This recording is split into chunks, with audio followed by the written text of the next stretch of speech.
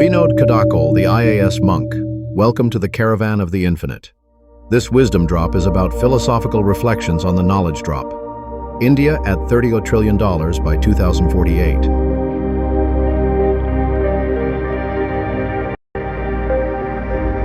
When numbers turn to silence, they become meaning. When knowledge reigns upon the mind, wisdom rises from its reflection, like light from a calm sea. A civilization does not grow by counting coins. It grows by remembering its soul. When discipline meets dreams, growth becomes grace. Let India rise not as a market, but as a mind also.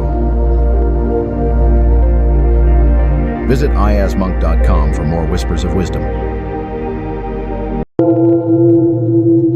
From VinodKadakol, the IASMonk, a master mentor.